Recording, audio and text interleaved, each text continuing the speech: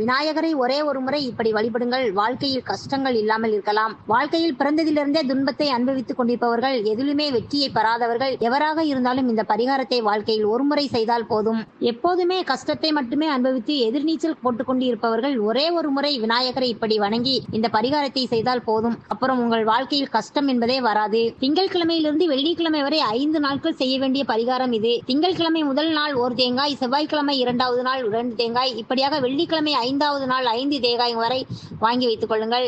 இந்த 15 தேங்காய்களையும் வாங்கி உங்களுடைய பூஜை அறையில் வைத்து விடுங்கள். கட்டாயமாக திங்கட்கிழமையில் தான் இந்த பரிகாரத்தை செய்ய வேண்டும். காலையிலே திங்கட்கிழமை குளித்துவிட்டு பூஜை அறையில் வாங்கி வைத்திருக்கும் தேங்காயை எடுத்து உங்களுடைய தலையை 3 முறை சுற்றி இதை பிள்ளையார் கோவிலுக்கு எடுத்து சென்று அவர்களிடம் அர்ச்சகரிடம் கொடுத்து அர்ச்சனை செய்துவிட்டு சிறு தேங்காய் உடைத்து விட்டு விநாயகரை 3 முறை வலம் வாருங்கள் சகோதரிகளே. இப்படி திங்கட்கிழமை 1, செவ்வாய்க்கிழமை 2 தேங்காய், புதன்கிழமை 3 தேங்காய் என அதிகரித்துக் கொண்டே இருங்க. இந்த மாதிரி சிறு தேங்காய் உடைப்பதால் உங்களுக்கு வாழ்க்கையிலே வெற்றி தான்.